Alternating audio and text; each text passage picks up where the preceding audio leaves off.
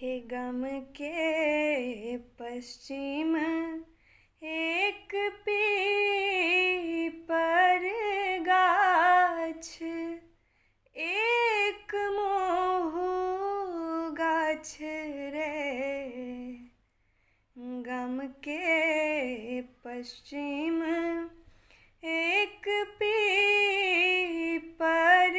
गाछ, एक मोहू गाछ